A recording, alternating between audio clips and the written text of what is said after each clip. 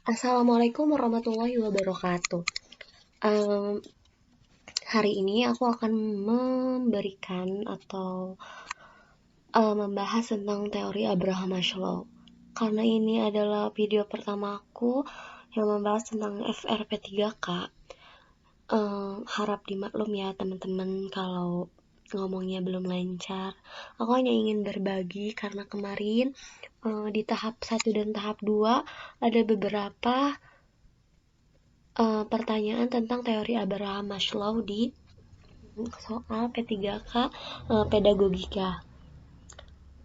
Alhamdulillah kemarin aku tahap 2 udah passing grade tapi belum dapat formasi. Doain ya teman-teman supaya ada kebijakan baru dan aku mendapatkan formasi. Amin. Nah, di sini teori Abraham Maslow atau teori tentang motivasi. Nah, teori kebutuhan bisa juga atau dikenal juga dengan teori kebutuhan manusia. Di sini ada 5 kebutuhan manusia. Yang pertama fisiologis. Fisiologis itu tentang makanan, minuman, tidur, pakaian, dan lain-lain. Dan setelah fisiologis itu ada rasa aman. Rasa aman itu keamanan, keteraturan, stabilitas. Setelah keamanan itu ada sosial atau kasih sayang, afeksi, relasi keluarga, dan penghargaan, pencapaian, status, tanggung jawab, reputasi. Di sini juga ada aktualisasi diri ya, yang paling tinggi dan yang paling yang paling tinggi juga. Pengembangan diri, pemenuhan ideologi. Yuk kita simak. Yang pertama tentang fisiologis apa aja sih? Nah, kebutuhan fisiologis juga merupakan kebutuhan dasar yang wajib dipenuhi agar manusia dapat melangsungkan hidup. Nah, di sini ada beberapa contoh, antara lain dari kebutuhan fisiologis itu antara lain ya, makanan, air, pernafasan, homeostasis.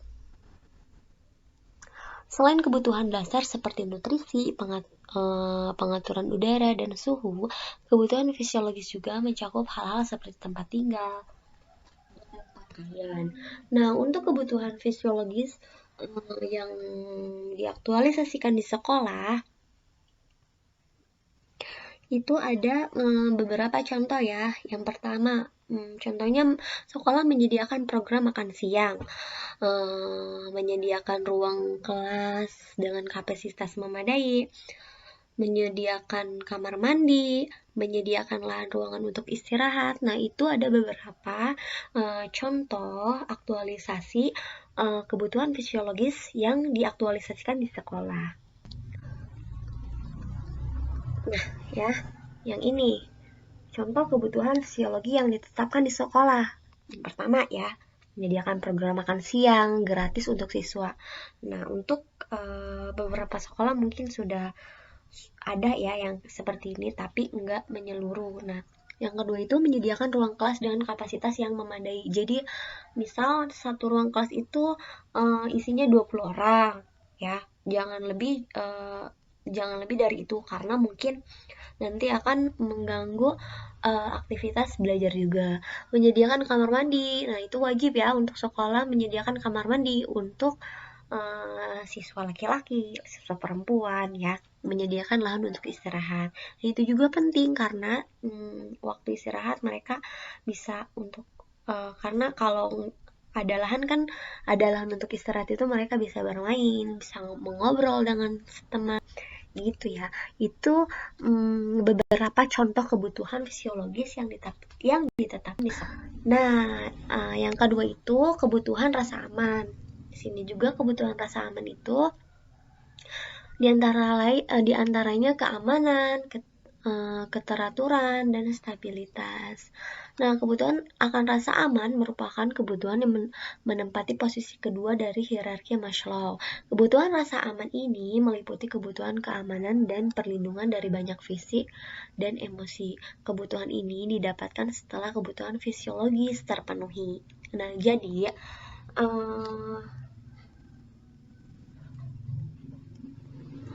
jadi kebutuhan rasa aman tidak akan didapatkan sebelum kebutuhan fisiologis itu terpenuhi ya. Kebutuhan rasa aman dipenuhi untuk mendukung pemenuhan kebutuhan lain agar bisa terus berjalan dengan baik.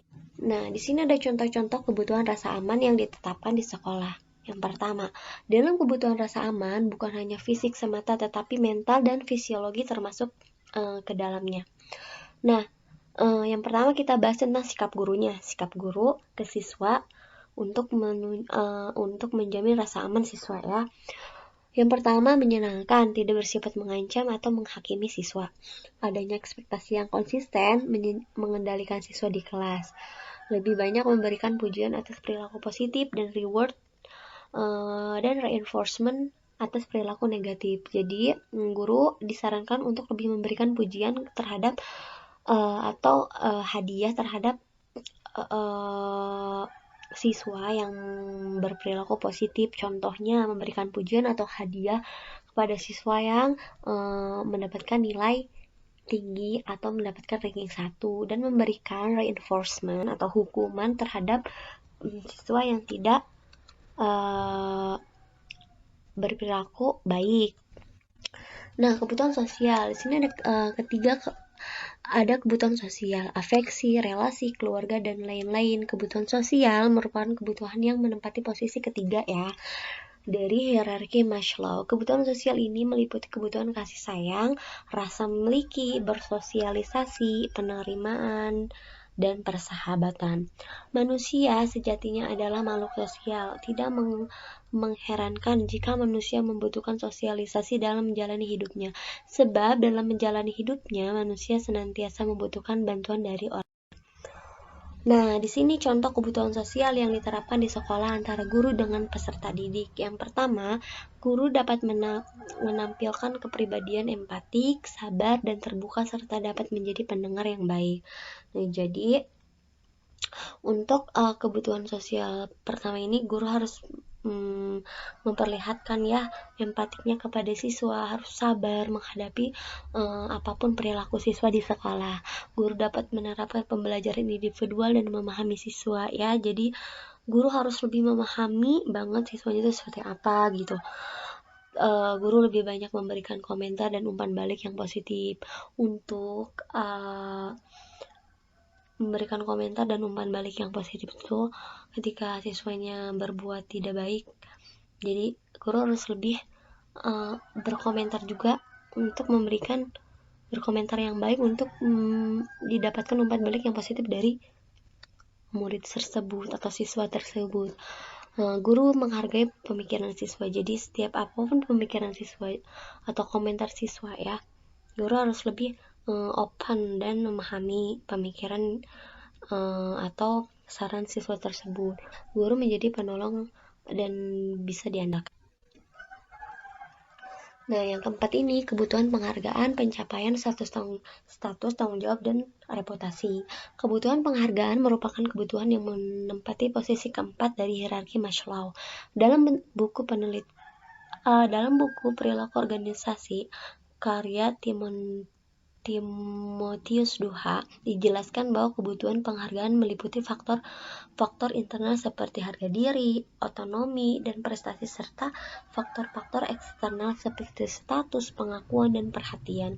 Kebutuhan penghargaan atau disebut juga kebutuhan harga diri merupakan hak untuk memperoleh dan kewajiban untuk meraih atau mempertahankan pengakuan dari orang lain. Pengakuan akan diperoleh seseorang apabila telah sukses dalam memenuhi kebutuhan sosialnya.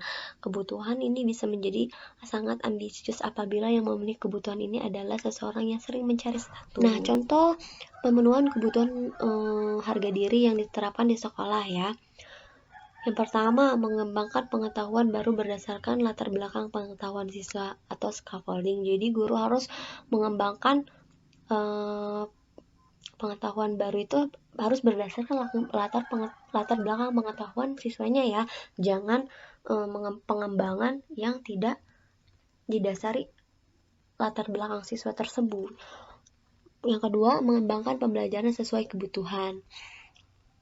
Jadi harus sebelum mengembangkan pembelajaran harus dilihat dulu kebutuhan siswa tersebut ya. Memfokuskan pada aset yang dimiliki siswa. Selalu setia memberikan bantuan apabila siswa kesusahan. Jadi sebagai guru harus tanggap ya, cepat tanggap dan selalu harus siap sedia untuk memberikan bantuan kepada siswanya, tidak menunggu di depan umum. Nah, ini juga salah satu yang harus dilakukan guru ya, tidak tidak boleh menegur siswa di depan umum, karena itu bakal menjatuhkan harga diri siswa tersebut. Harus mengembangkan kurikulum juga, melibatkan peserta didik dalam setiap keputusan. Nah, yang terakhir ini adalah kebutuhan pengembangan diri. Pengembangan diri atau aktualisasi diri. Kebutuhan aktualisasi diri merupakan kebutuhan yang menempati posisi tertinggi dari hierarki Maslow. Kebutuhan ini mencakup kebutuhan untuk mengembangkan potensi yang ada pada diri sendiri, kebutuhan untuk meningkatkan kemampuan diri, serta kebutuhan untuk menjadi orang yang lebih baik. Kebutuhan ini umumnya jarang dipenuhi oleh seseorang. Sebagian besar orang-orang hanya fokus pada kebutuhan fisik, rasa aman, sosial, dan harga diri. Kebutuhan ini biasanya hanya dipenuhi oleh orang-orang yang ingin menaklukkan kemampuan dirinya, yang berani menerima tantangan dari luar. Tujuan utama pemenuhannya adalah untuk memperoleh kepuasan batin dan meningkatkan kepercayaan diri. Ini contoh kebutuhan yang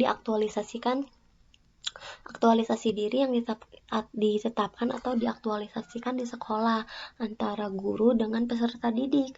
Yang pertama, guru harus memberikan kesempatan peserta didik untuk melakukan yang terbaiknya. Jadi guru harus memberikan dan mendukung siswa itu melakukan yang terbaik versi mereka sendiri, berikan kebebasan untuk menjelajahi kemampuannya. Jadi jangan sekali-sekali untuk membatasi apapun kemampuan mereka gitu, memberikan pembelajaran dan yang bermakna dikaitkan dengan kehidupan nyata, melibatkan siswa dalam proyek. Jadi apapun itu lebih baik pembelajaran itu